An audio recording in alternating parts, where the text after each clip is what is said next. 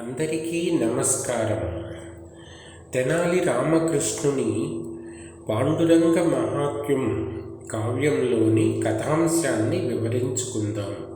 వివరిస్తున్నవారు బాలసుబ్రహ్మణ్యం, కలవలపల్లి. శివుడు పార్వతికి, కుమారస్వామికి, అగస్త్యాది మహామునులకు పాండురంగ క్షేత్ర విశిష్టతను తెలిపి అక్కడ ఎలాంటి పూజలు చేస్తే ఎలాంటి ఫలితం లభిస్తుందో, ఏ ఋతువులలో ఎలాంటి నైవేద్యాలు సమర్పిస్తే ఎలాంటి ఫలితం ఉంటుందో వివరిస్తూ ఇలా చెప్తున్నాడు పరమేశ్వరుడు. మంత్రపూర్వకంగా స్నానం చేసి శుభ్రమైన తెల్లని వస్త్రాలు ధరించి మంచి గంధం, పూలను, పండ్లను, ఆరగింపు వస్తువులను ఇచ్చి వసంత ఋతువు సంబంధమైన చైత్రమాసంలో పాండురంగని పూజించాలి.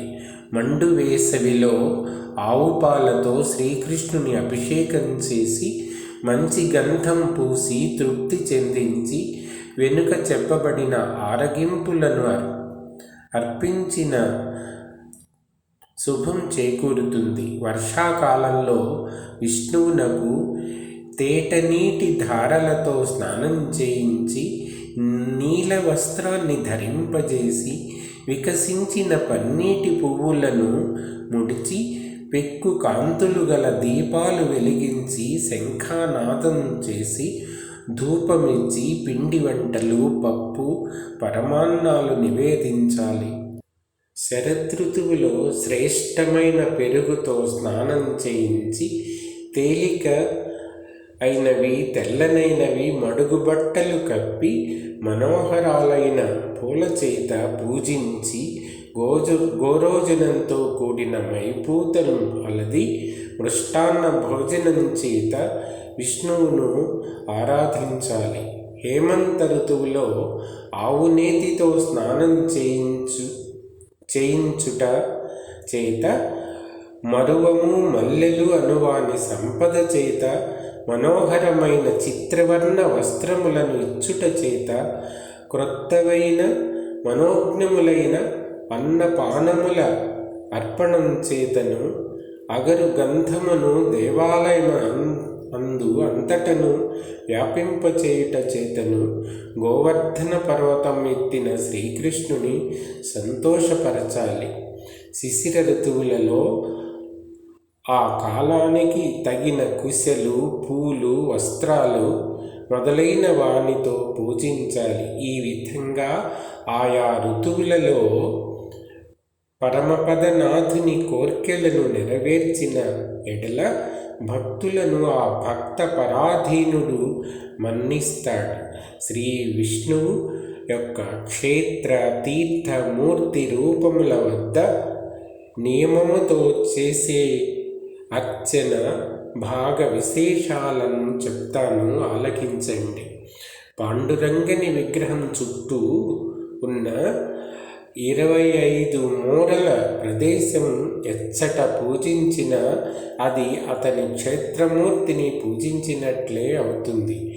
ఎక్కడ పాండురంగని స్వరూపం ప్రశస్తమవుతుందో అక్కడ పూజింపని ఎడల అట్టి పూజ వృధా అవుతుంది. ఎక్కడ పాండురంగని స్వరూపం ప్రశస్తమవుతుందో అక్కడ పూజింపని ఎడల అట్టి పూజ వృధా అవుతుంది. క్షేత్రమూర్తి, తీర్థమూర్తి, మూర్తుల యందలి అర్చాభాగం తెలుసుకొని అర్చించు పుణ్యనిధికి పాండురంగడు అఖండ ఆనందం అనుగూరుస్తాడు. పాండురంగనికి పడమటి దిక్కున 100 విండ్ల లోతు కలిగి శుభాలకు నిలయమైన పద్మతీర్థము అను తీర్థం ఉంది. అక్కడ నవనిధులలోనివైన శంఖము, పద్మము అను నిధులు ఉన్నాయి. అక్కడనే పిప్పలాకారులై తపోదీప్తులకు నరనారాయణులు ఉన్నారు. వారు సమధికమైన జ్ఞాన తేజస్సుతో విష్ణువు దేహము నుండి అవతరించిన వారు ఉత్తమ పురుషార్థముకు మోక్షము అను సంపదతో దుష్టులను శిక్షించుట అను బాధ్యతతో బుధులను రక్షించుచుందురు. ఆ నరనారాయణులు బుధులను రక్షిస్తూ ఉంటారు. ఏ వైపు చూసినా దేవతా స్త్రీలు బంగారు పళ్ళెముల యందు ఉంచబడిన మణిదీపాలు కలవారై వారిని అర్చిస్తూ ఉంటారు. పాండురంగనికి ఈశాన్య దిశలో కుండల తీర్థం ఉంది. అక్కడ అశ్వత్థ రూపంలో నరసింహుడు ఉన్నాడు. గోపిక ఒకతే అక్కడ శ్రీకృష్ణుని గూర్చి తపస్సు చేస్తే ఆ దేవుడు ప్రత్యక్షమయ్యాడు. అప్పటి తత్తరపాటులో ఆమె కేశబంధం వీడిపోయింది. కోకముడి కొంత జారింది. ఆమె శ్రీకృష్ణుని అడుగులను గట్టిగా పట్టుకొని ఆ విధంగానే అచ్చట వెలయినట్లు ప్రార్థింపగా అతడట్లే వరమిచ్చాడు. అదియే ముక్తకేశిని క్షేత్రం. ఆ దిక్కున నుండియే భైమీ నది పొంగి పొరలుతూ క్షేత్రముపైకి వస్తూ ఉంటుంది. పాండురంగడు దానిని తన పాదములపై ప్రవహించేట్లుగా ఆజ్ఞాపించాడు. అదియే భైమీ తీర్థమని ప్రసిద్ధి చెందింది. నరసింహుడు అచ్చట 32 చేతులతో ఉన్నాడు. అక్కడనే అగస్త్య గణాపత్యములను తీర్థములు కలవు. గణాపత్య తీర్థమునకు తూర్పున సంకర్షణ తీర్థము, దానికి తూర్పున జాబాలి తీర్థము, దాని తరువాత బ్రహ్మతీర్థము ఉన్నాయి. బ్రహ్మతీర్థము వద్ద బ్రహ్మ సరస్వతి నివసిస్తూ ఉంటారు. వారికి దక్షిణంలో కలశ తీర్థం, దానికి దక్షిణమున పితృతీర్థం, దానికి దక్షిణమున చక్రతీర్థం, దానికి దక్షిణమున లక్ష్మీతీర్థం, ఆ లక్ష్మీతీర్థానికి దక్షిణమున కౌమోదక పద్మ శంఖ చక్ర తీర్థాలు ఉన్నాయి. లక్ష్మీ తీర్థాదుల 5ను శక్తి పంచకము అనబడుతున్నాయి. విష్ణువు సంగముడు అను దానవుని చంపిన చోట వాని పేరిట సంగమ తీర్థం ఉన్నది. అక్కడ పుష్పావతి అను నది సంగమిస్తుంది. దానికి పిదప సోమ, దేవ, సూర్య, సరస్వతి తీర్థాలు ఉన్నాయి. చంద్రలోకంలో సుఖనివాసం కలుగచేయునది సోమతీర్థం. దేవభోగములను కలిగించేది దేవతీర్థం. సూర్యతీర్థం పౌరసిద్ధి ప్రదం. వాక్సిద్ధిని కలిగించేది సరస్వతీ తీర్థం. వీనిలో స్నానం చేస్తే లేక ఆ తీర్థాలను కొనియాడినా కూడా మానవులు తరిస్తారు. తెల్లని దేహము కలిగి పున్నమ చంద్రుని వంటి ముఖంతో లోకాల చేత కొనియాడబడుతూ సమస్త ప్రాణులకు బుద్ధియగు బ్రహ్మకు రాణి అయిన వాణి తూర్పు వాకిట ఉంటుంది కదా అని చెప్పాను. ఆ దేవతను దోర్వలు, మారేడు పత్రాలు, మల్లెలు, తులసీదళాలు, శమీదళాలు, ధూపదీప నైవేద్యాలతో అర్చించిన ఆమె ప్రీతి అయి కోరిన కోర్కెలెల్లా ఫలింపజేస్తుంది.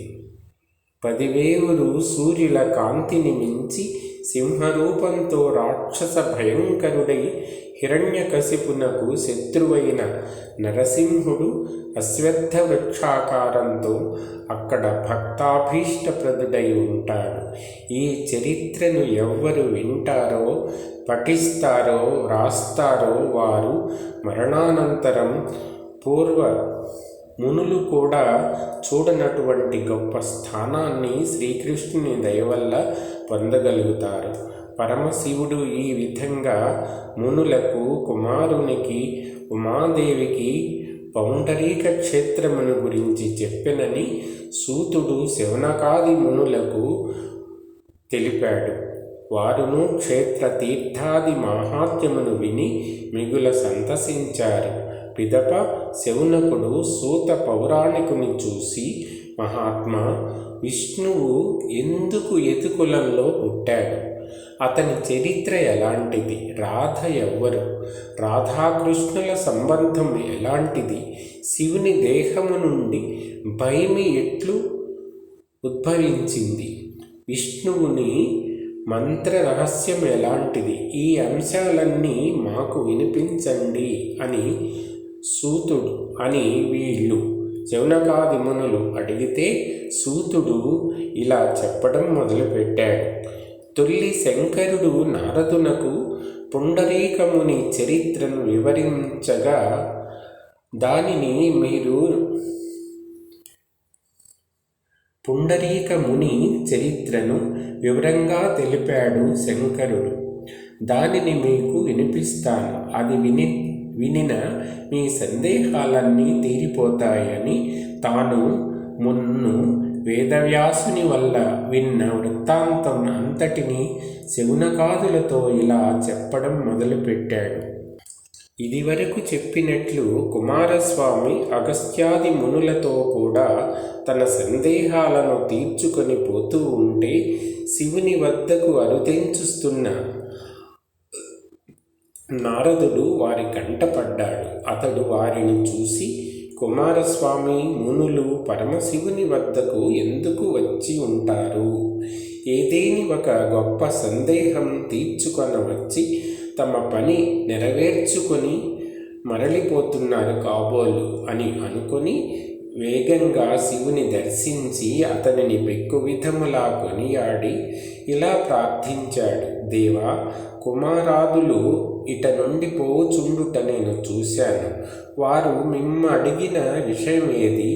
మీరిచ్చిన సమాధానమేది?